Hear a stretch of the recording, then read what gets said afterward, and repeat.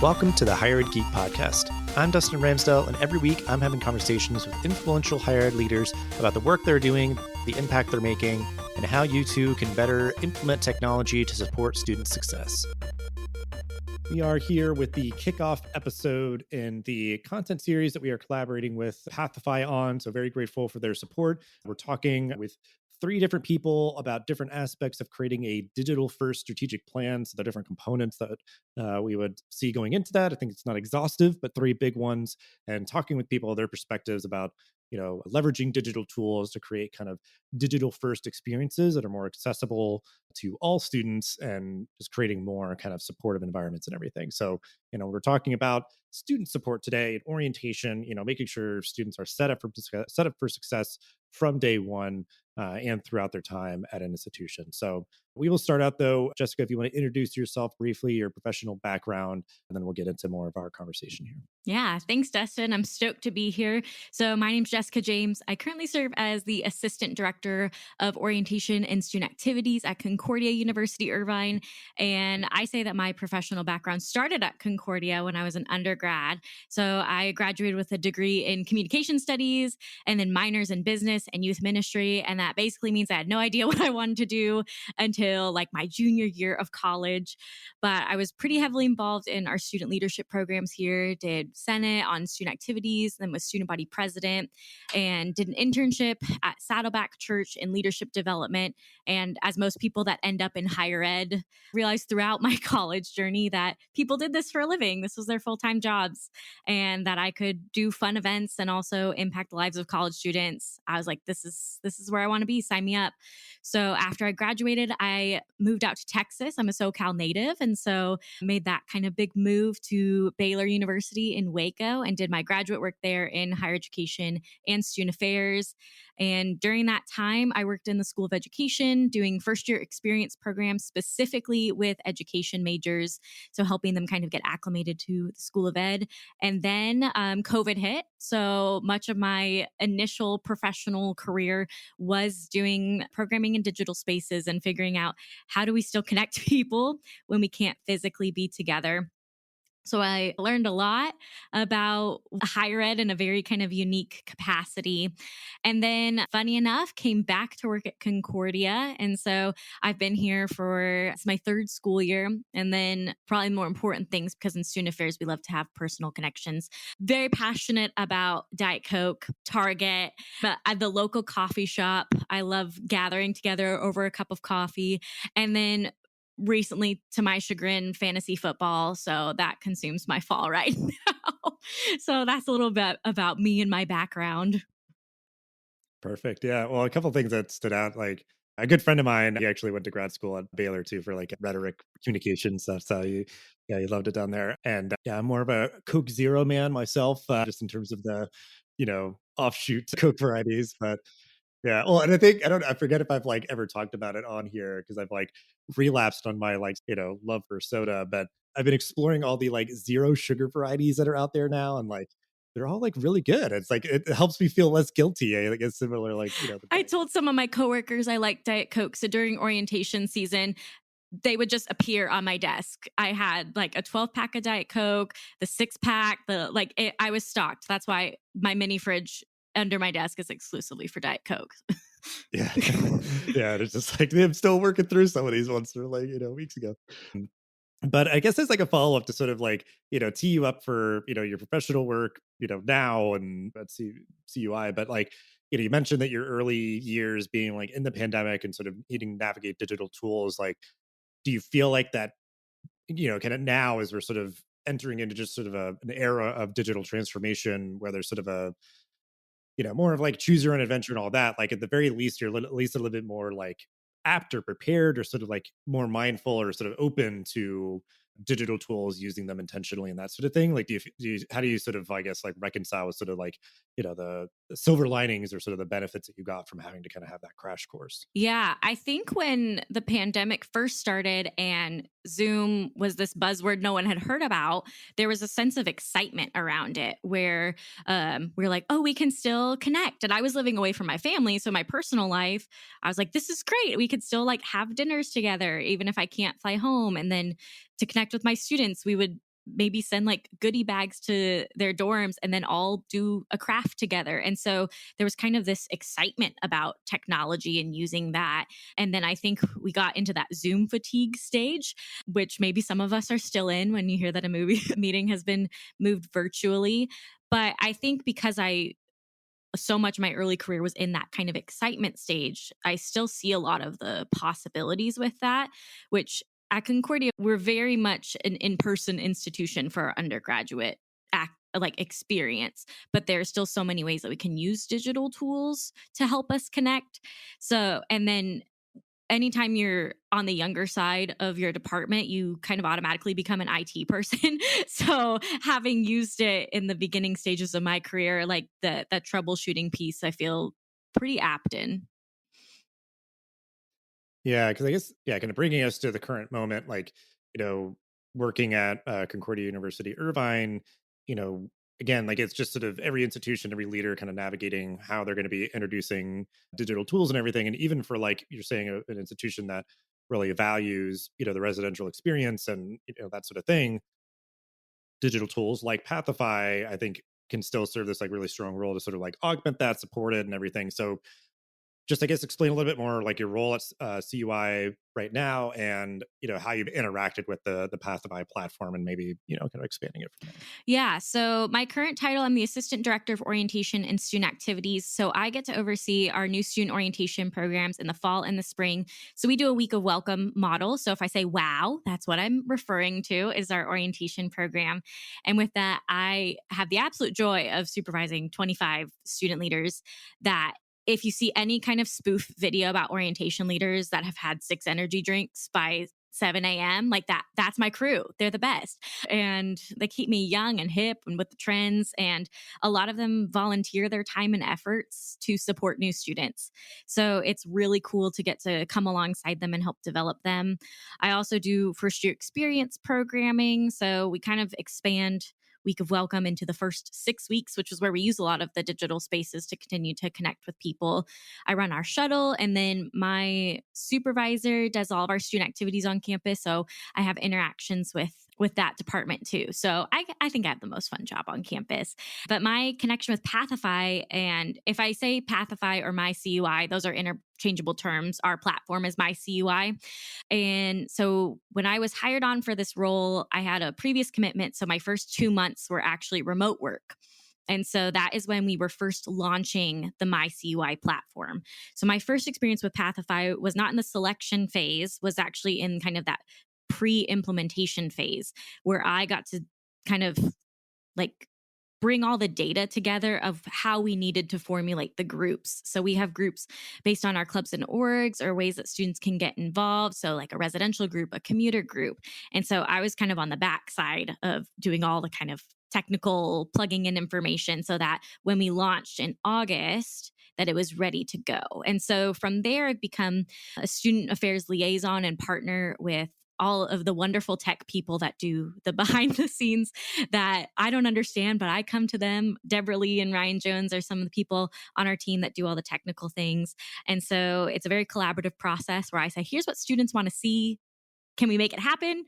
So it's been really neat to see the development of the app from when we launched it and to see like kind of new things like make it more visual because students wanted it to feel more like Instagram or adding flex dollar balance to the app so they can see how much money they have left on their account, which took 3 years to do, but we did it finally. And so continuing to bring them feedback. So that's kind of my interactions with the app now. And then how we use it during orientation is a different kind of experience. If you wanted me to touch on that specifically, I can. Yeah, yeah, I definitely want to dig in with that because I think just sort of the big buckets of your role, because obviously, like orientations in your title, it's such a hugely important moment for students, and institutions again are kind of coming at that a variety of different ways depending on their size or just sort of how they want to do it. But you have that intensive week of welcome, and then mentioning that you're able to sort of extend the spirit of that through Pathify. But I guess I'm curious as maybe a clarifying thing, like if you want to dig in with more kind of the nuts and bolts, like do you do anything like before students come on campus, or just sort of like what are the things that you kind of convey and kind of manage through using the platform for new student orientation in particular? Yeah. So our students get plugged into the app once they submit their deposit. And so once they're kind of like, yes, they're coming, they have a limited view, and then they kind of get more access as they get enrolled into classes. So then they can see things on Canvas and their bill and things like that. So our app really functions as the portal for how they can access all their information. And so we have a couple in-person events that happen during the summer. And after 3 years of running orientation, it's been really interesting to see kind of the difference of how we interact with the portal with students. And so my first years, it was trying to convince them to download the app of why this needs to function maybe differently than we've done in the past, especially with our returning students. I know it's a different kind of conversation, but convincing them of you need this. This is how we're going to communicate with you. Versus now, when I have those summer events, which are like our pre orientation events that students come on campus for, they already have the app downloaded and they're like ready to go. They're exploring it. So it's not about convincing them to use it. It's about teaching them how to use it. And so we've kind of added some new features in it that we worked with Pathify to create. So like task lists, for example, are a way we kind of use like a pre-orientation checklist within the app. So it's make sure that you apply for your parking decal and submit your photo for your ID card. Or we have some like fun things in there to help them with the Concordia experience. Like it's tradition for students to climb up this big hill we have on campus. So we put that kind of in a task list. Like, have you climbed French Hill? Have you tried one of the calf breakfast burritos? So they were great. I highly recommend if you're ever on our campus. So in terms of the pre-orientation experience, those are some of the ways that we have introduced the app while they may not have the full features of it. And then within the groups feature, so they have a first year experience group page. And in the first couple years of the app, we want it to function like a Facebook group where they're chatting with one another. They're posting about like, hey, I'm looking for a roommate. I want to go to this church. Can anyone give me a ride? Or let's go to this campus event together. We're getting there. And so now we kind of get to set the expectation of here's how people communicate within the app. People like to comment on each other's things. You can post if you need a roommate, like giving them permission to do that, where in the first couple of years, it was like pulling teeth to get them to use that kind of social feature of the app. Well, it happened again. Prospect Paul is excited about attending your institution, but is getting constantly confused by all the information and tasks he needs to complete to enroll, creating friction and, even worse, melt. You knew this would happen again, which is why you've been flagging the need for a come-to-Jesus meeting with leadership from marketing, admissions, and IT to audit the digital experience for prospective students. Here's the problem. You're not going to convince Mark from marketing to let go of his automation software, Adriana from admissions just got set up with her new CRM, and Isabel from IT is still working through a ticket request from last Christmas. What if you could come to the table with a solution that didn't require anyone to let go of their software while at the same time ensuring a frictionless experience for prospects and current students alike? Well, my friend, guess what? Today's your lucky day. Meet Pathify, an innovative higher ed engagement hub that puts students at the center of their college journey. Pathify sits at the center of your school's digital ecosystem, being the single user experience interface tying together all systems, content, and communications. Their engagement hub elevates the information that matters most and pushes systems like the SIS behind the scenes where they belong, making it simpler for students to discover and engage with the opportunities your institution provides at every step of their higher ed journey, from prospect to alumni.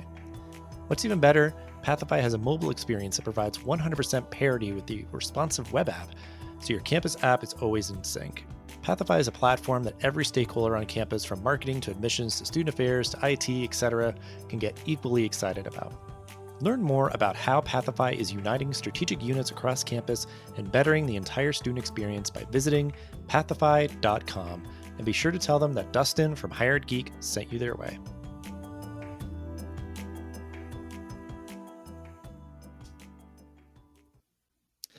Yeah, just some interesting thoughts I'm having where, like, it's great. Yeah, like how over the span of time the culture has changed. Because, like, when it launched and just needing to try to almost, yeah, just cram everybody in there to try to get a critical mass of sort of, utilization, then you're obviously starting to get feedback and make it even better and everything. But that, like, returning students are using it. Those people are your orientation leaders. They can talk about it. Then, like, the incoming students have access earlier, so they're more sort of acclimated to it, and it can kind of evolve with them and everything. But yeah, that like there's use cases.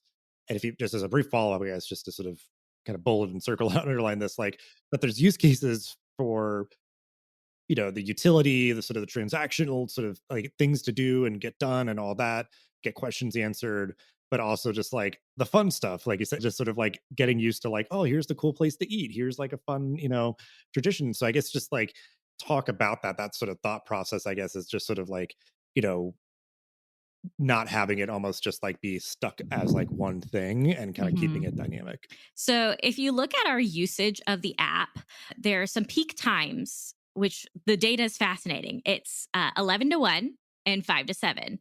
And if you think about that, those are our meal times. And so most of the students were using it because we have a digital ID on there. And so they would pull it out, scan, and that would kind of be it. And so instead of maybe like thinking that that was the biggest use, we kind of utilize that to our advantage of what is going to get them to kind of utilize the app. So some of those fun things are ways we can do that. And then another kind of big way we want to just like continue to drive them into it is we created on the back end, all of our clubs and orgs are kind of coded with key interest things. So we create this kind of interest profile for students, and they can put if they're interested in hiking or Disneyland or they love to cook. And then those kind of key phrases put suggested groups in front of them. So it's like, oh, you love to hike. Maybe you should try our outdoor rec program. And so it kind of creates this like choose your own adventure experience. So it's way more interactive. And I find that when you give students choice and control, or like the illusion of choice and control, they feel a little bit more ownership over it. So anytime we can play into that piece, that's kind of the thought process there.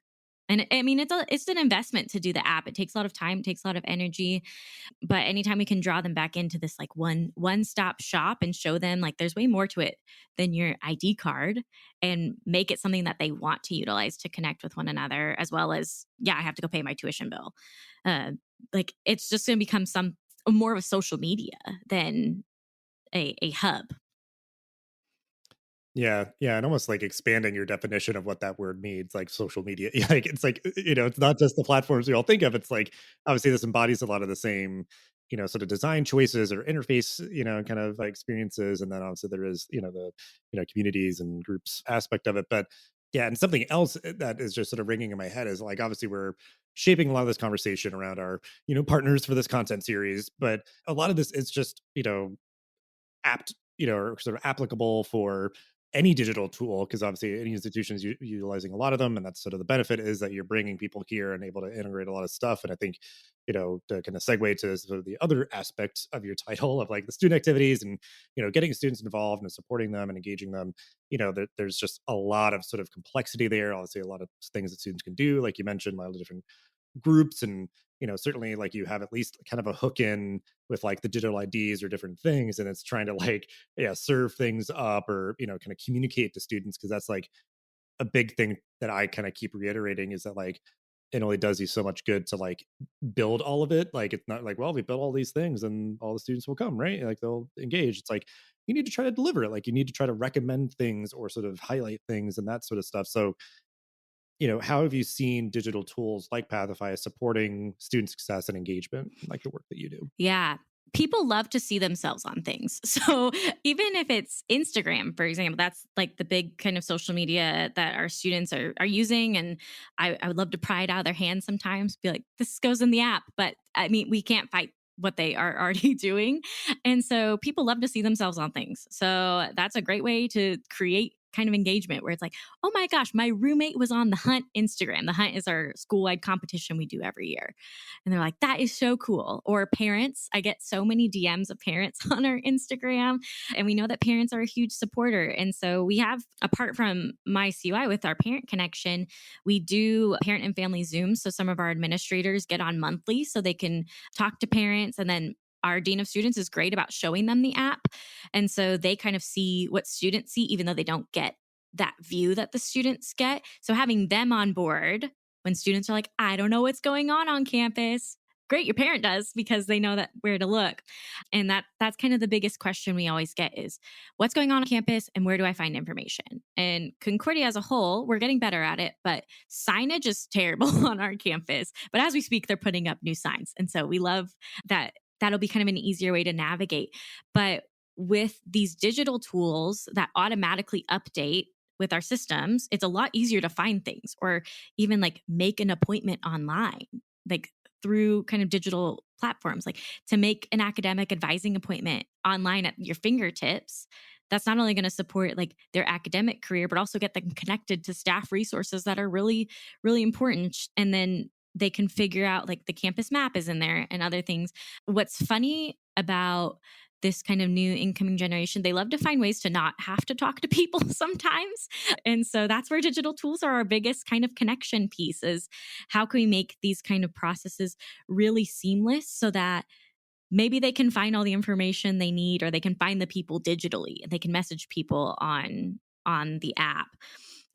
So those are a couple ways I see it creating that kind of sense of belonging, and it's become a promotion tool where we want all of the events to be in there.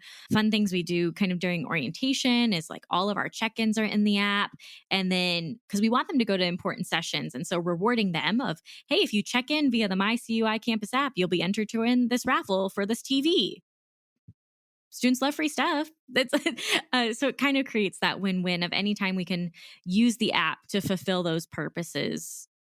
Like they just go hand in hand. We can't do higher education without technology anymore.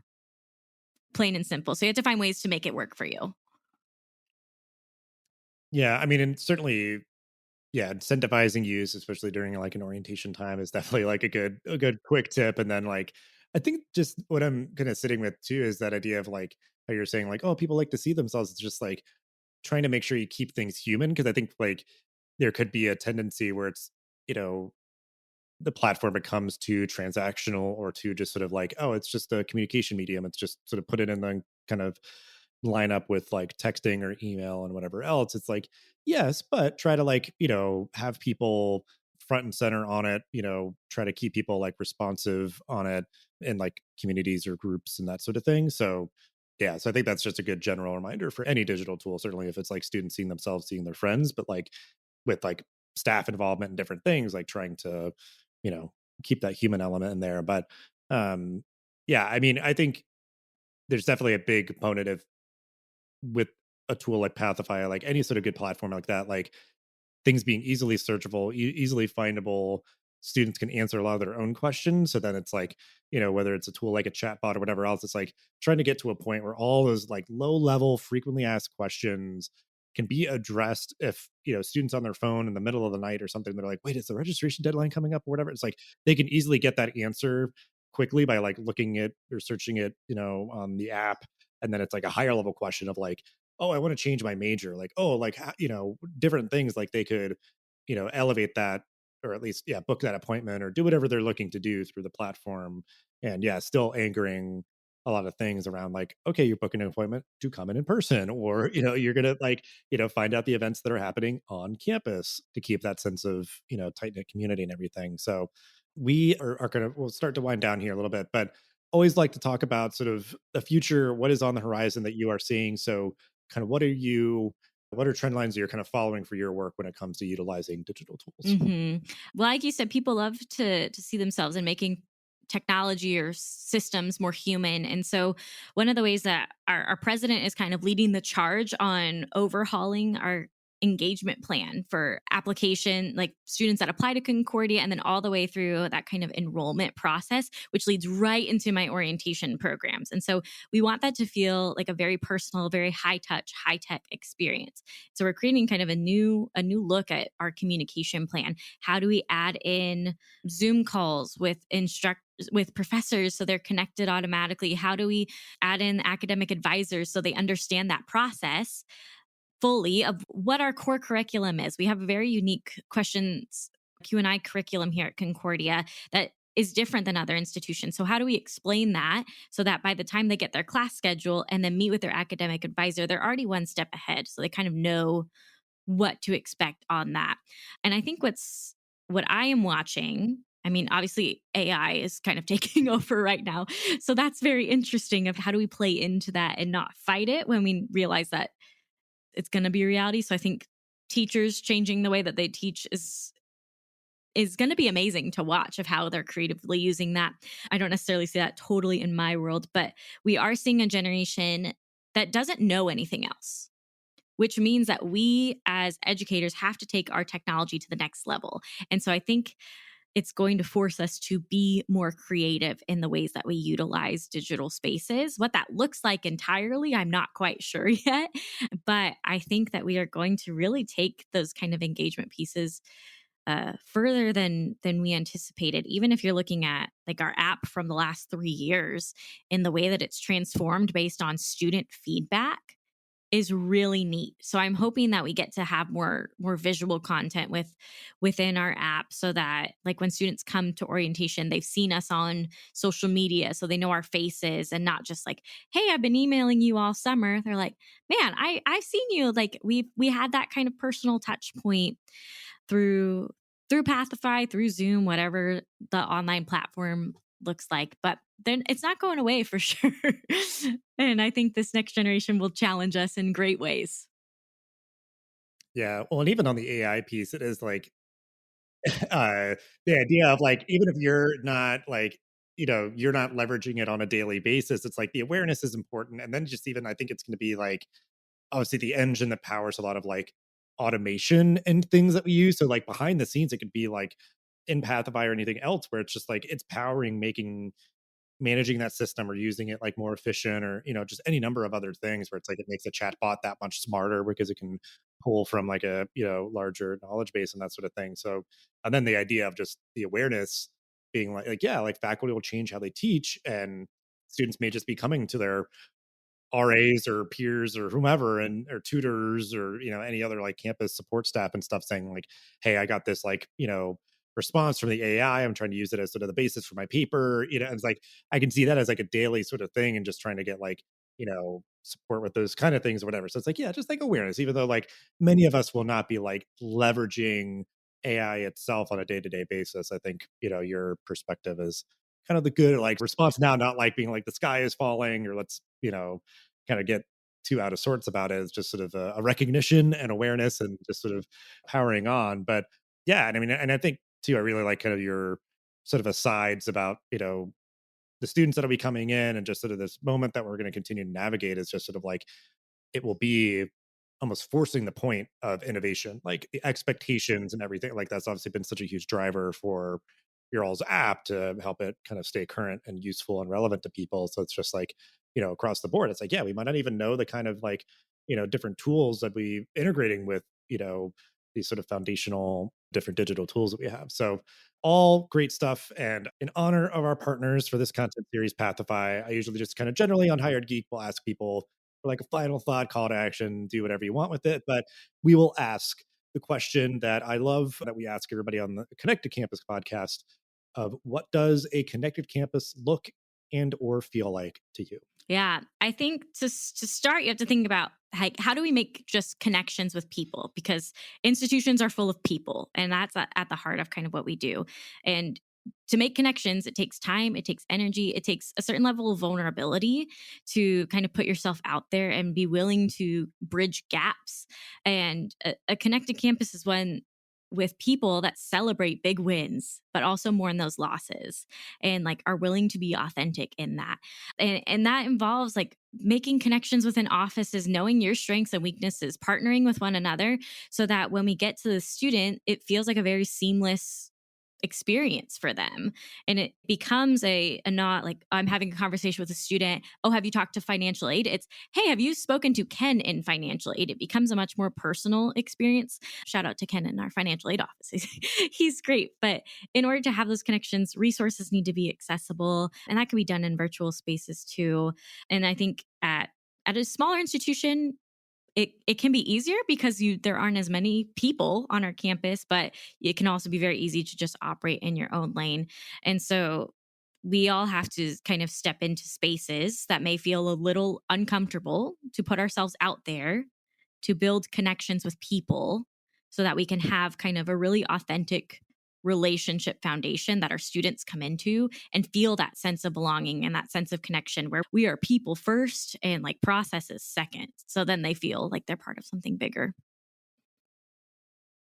Yeah, I mean that is kind of I think the magic of where true connection can happen is that that recognition of like asking for help and different things like that is a shade or sort of a side of vulnerability, like kind of seeking out support from other people and creating conduits to make that as easy and accessible as possible, because I think that's the idea is if you're sort of feeling down and out, frustrated or whatever else, if you're hitting a lot of friction to be like, I need a tutor. I gotta, get sort of a, life preserver here. If you got to jump through a lot of hoops and over a bunch of hurdles, and it's just gonna be like, it's not worth it. I guess I'll just try to figure it out on my own. So it's like, how can we create spaces, utilize tools, and just try to make it as easy as pulling up your phone, opening up an app, clicking a button, and you're like, here's times a tutor's available, or here's a way to like pull up a live chat with somebody to being like, hey, can you help me? I'm trying to figure out like, this thing or another. So really great perspectives on, keeping humans at the center of supporting, new student orientation and student success and engagement through digital tools and everything. So thank you so much for hanging out and sharing all that you did. And keep on listening on to the rest of the episodes in this Pathify sponsored content series about creating digital first strategic. Thanks, Dustin. It's been great.